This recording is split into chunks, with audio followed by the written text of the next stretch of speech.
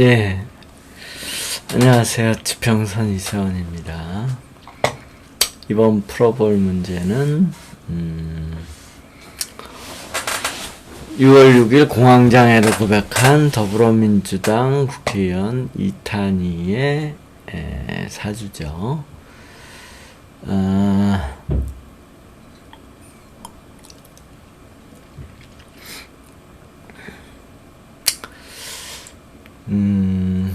국가의 일을 맡으려면 뭐 공무원은 말할 것도 없고, 공무원이 아니어도 국가의 일을 맡으려면은 관운이 있어야 돼요. 그 관운이라는 거는 이제 정관을 말하는 거죠. 그래서 이 사주, 이탄희의 사주는 관이 없잖아요.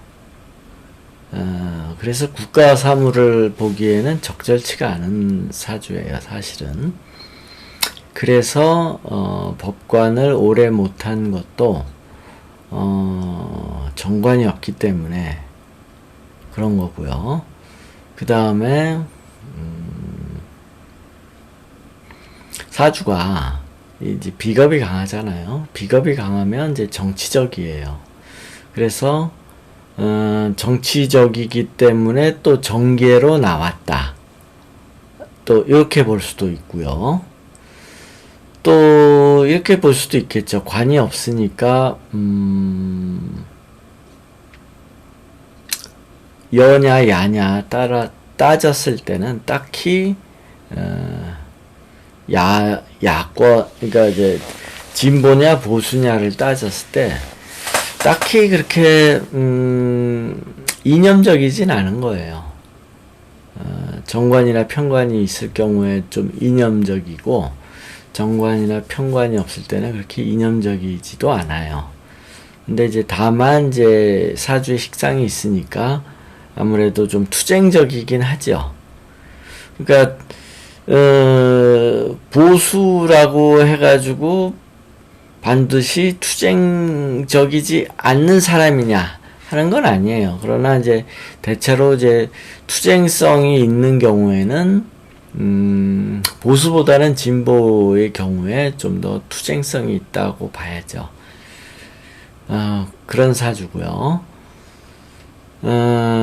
그리고 또 이 사주가 지금 이제 공황장애를 앓고 있다고 하는데, 공황장애는 뇌병이에요. 뇌병. 그러면 뇌라는 거는 이제 음양오행적으로 봤을 때는 수를 뇌라고 보거든요. 수. 그래서 이 수기운이 뇌인데, 이 수기운이 우물과 같아요, 보통. 우물. 그래서 이제 뇌병은 이제 우물에 돌멩이가 빠졌을 경우에 물이 흐려진다라고 볼 수 있잖아요. 우물에 돌멩이가 빠지면 그 우물이 막지 않고 흐려질 거 아니에요. 이 경우를 보통 이제 공황장애로 많이 보는 거죠. 그래서 그럼 돌멩이가 뭐냐? 사주의 지장간에 보면 이 금이 많아요. 이 금이 이 뇌에, 그러니까 이 사주는 이제 우물에 돌이 많이 빠져 있는 사주라고 볼 수 있어요. 이거를 이제 사주를 이렇게 이제 그림을 그려가지고 봤을 경우, 그러니까 이게 이제 수가 뇌고 우물이고 한데, 여기에는 이제 돌이 많이 빠져 있다. 그래서 이제 물이 탁해졌다. 이렇게 볼 수 있거든요. 그래서 이제 그게 병으로 나타났을 때는 이제 공황장애로 많이 나타난다라는 거죠. 그래서 이 사주는 공황장애가 충분히 일어날 수 있는 사주예요. 그리고 그럼 공황장애가 언제 많이 일어나겠느냐? 금수운에서, 특히 금운에서 이제 공황장애가 많이 일어나겠죠. 그래서 올해가 경자년이어서 이게 금운이고요. 내년도 올해가 경자년이고요. 내년도 이게 이제 신축년인데 신도 금이잖아요. 그래서 이렇게 운에서 금이 나타나면 이 사주는 공황장애가 일어나기가 쉬워요. 그래서 공황장애를 본인이 이제 공황장애가 일어나가지고 그것 때문에 이제 일을 못 보니까 일단 그걸 좀 치료하고 오겠다라고 했는데 이게 내년까지도 이런 이제 병이 계속 있을 거다 이렇게 보는 거죠. 그래서 사주가 이제 판사의 일을 보기가 어렵죠. 왜냐하면 판사라는 거는 굉장히 관료적이고 굉장히 보수적인 직업이 판사인데 일단 관이 없잖아요. 관이 없고 특히 판사는 국가 사무인데 그래서 판사를 하기에는 관이 너무 빈약하고 근데 반면에 또 비겁이하니까 정치성은 있고 그러다 보니 판사를 그만두고는 정계에 입문한 케이스가 되는 거고 그런데 또 동시에 이 금이 많다 보니 공황장애도 또 올 수 있는 사주이고 이런 것들이 전부 지금 일어난 케이스예요. 그래서 이제 질문이 뭐냐면 이탄이가 이제 사법농단을 터트린 방아쇠다라고 하는 평가가 많죠. 그래서 이탄이가 이제 대법원에 근무하면서 무슨 이제 뭐 블랙리스트, 사법 블랙리스트 뭐 이런 거 관리를 맡게 되어 가지고 그만뒀다 뭐 이렇게 얘기가 나오더라고요. 그러면서 이탄이가 이제 사의를 표명하면서 이제 이 사법농단이 이제 세상에 밝혀졌다. 뭐 이제 그런 건데요. 그러면서 또 어떤 사람들은 정치에 꿈이 있어가지고 사법농단을 터트린 게 아니냐, 정계에 입문하고자 사법농단을 터트린 게 아니냐 이렇게 얘기하는 사람들도 있다고 그래요. 그래서 이제 질문도 그런 거 아니냐, 좀 정계 진출에 욕심이 있어가지고 사법농단을 터트린 게 아니냐. 뭐 이게 이제 법조계 비판처럼 법관의 정치적 중립성을 흔들어버린 그런 일이 아니냐. 물론 법관의 정치적 중립성, 그러니까 이제 정치적 중립성을 공무원들은 다 정치적 중립성을 가져야 되잖아요. 이게 헌법에도 나오던가 공무원이 정치적 중립성을 가져야 된다는 게, 그리고 공무원법에는 아마 나오겠는데, 아무튼 공무원은 정치적 중립성을 가져야 되죠. 그래서 정권이 바뀌어도, 이게 진보든 보수든 정권이 바뀌어도 공무원들은 거기에 휘둘리지 말고 정치적 중립성을 가져야 된다는 거죠. 그래서 가장 정치적 중립성을 요구되는 게 사법부, 그 다음에 감사원, 이런 거죠. 그 다음에 또 군, 이런 것들이 이제 정치적 중립성을 강하게 요구받는 곳이죠. 그런데 이제 법관의 정치적 중립성에 관해서, 그럼 법관들은 완전한 인간이냐, 포청천 같이, 그러니까 이제 법관의 이제 궁극적인 이상은 이제 포청천인 거죠. 포청천. 그러니까 국민들은 이제 법관이 다 포청천이길 바라는 거죠. 그런데 인간이거든요. 법관이기 전에. 근데 인간은 똑같아요. 뭐 특별한 사람 별로 없어요. 그러니까 이제 일반 사람들은, 백성들은 특별한 사람을 원하는데 사실은 대동소이해요.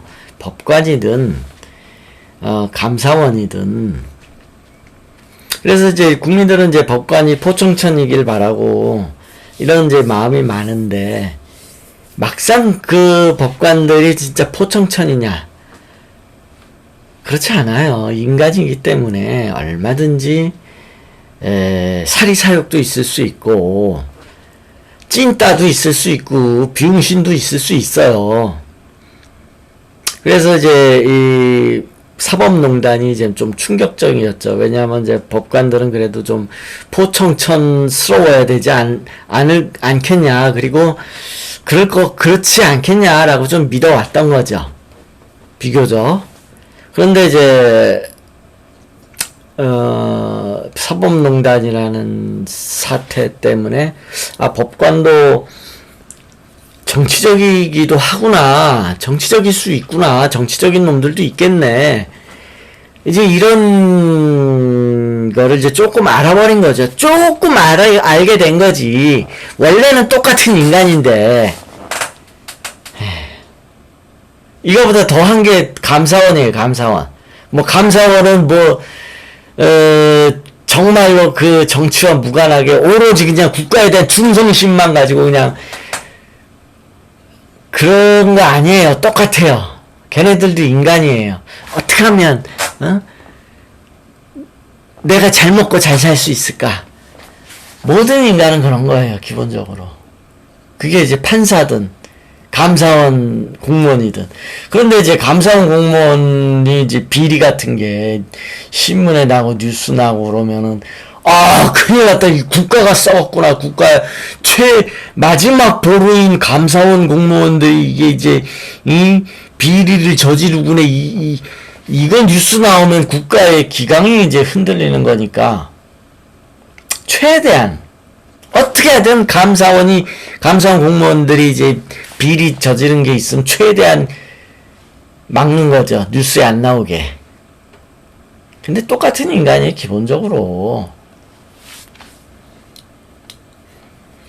그래서 그건 이제 사람의 믿음일 뿐인 거죠. 판사는 좀 낫지 않겠냐. 그리고 감사원 공무원들은 또 걔네들도 낫지 않겠느냐. 근데 그런 건 아니에요. 그래서 어느 사회든지 다 문제가 있긴 마련이에요. 뉴스에 나오느냐 안 나오느냐 이 차이일 뿐인 거죠. 가장 그 뉴스에 안 나오게 하는 게 감사원이겠죠. 감사원은 감사원 공무원들이 비리 저질렀다 그래가지고 발각돼가지고 뭐 뉴스에 나오게 생각다 그러면 그냥 어떻게 하든지 막겠죠. 이거는 이제 보수가 정권을 잡든 진보가 잡든 어떻게든 그 감사원 쪽 공무원들은 비리가 나가지 않게끔 막겠죠. 뉴스가. 근데 똑같다라는 거예요. 거기나 뭐 법조계나 군대나 다 인간이기 때문에, 근본적으로는 인간이기 때문에 사고 치는 놈들이 인기 마련이에요. 어디나. 그래서 뭐 그게 뉴스에만 안 나올 뿐이지 다 똑같은 거라는 거고.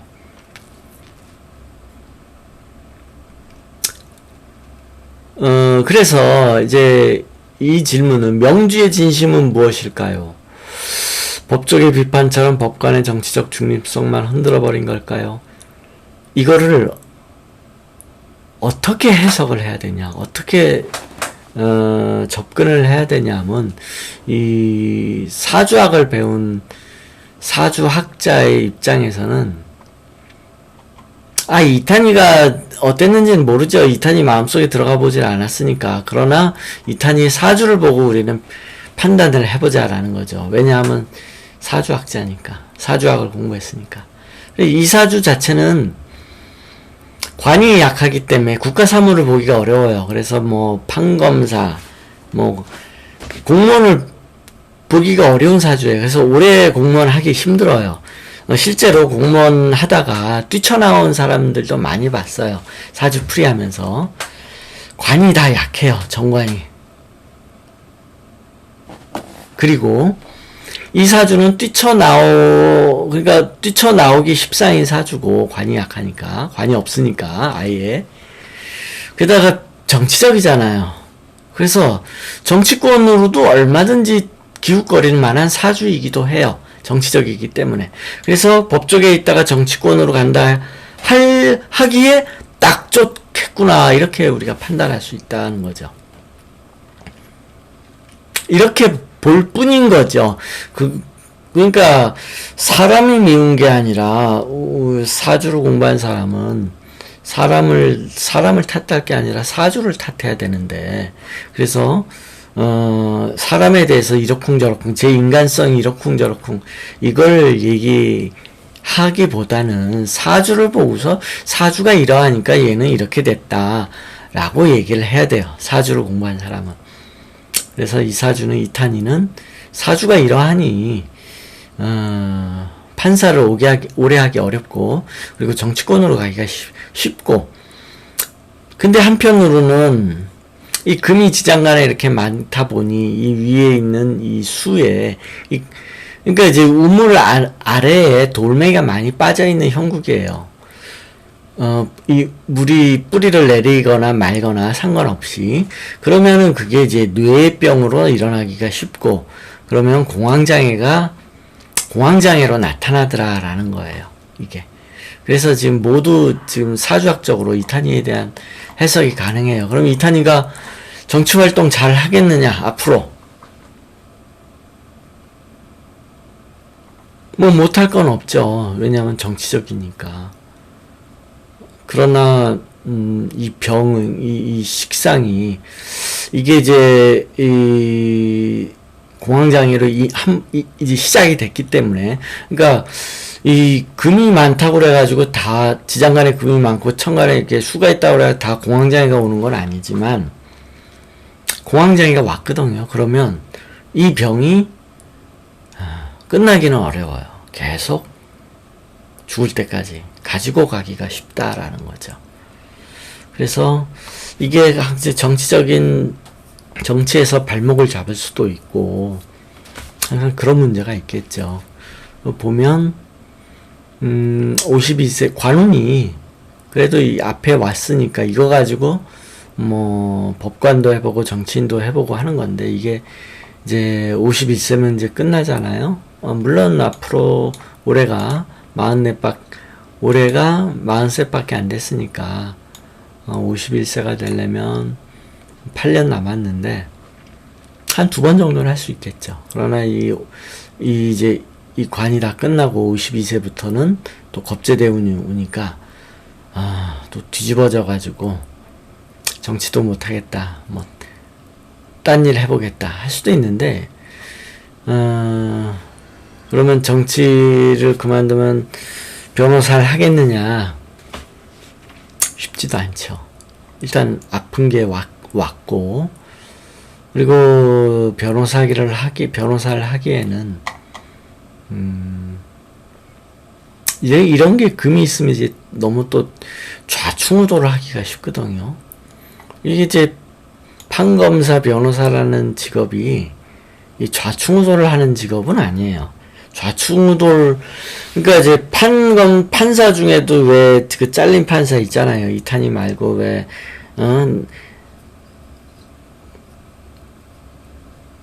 무슨 나가사키 그 라면을 보고 왜 저기 이명박이 그 욕했던 가카새끼 뭐 이런 라면 있었잖아요.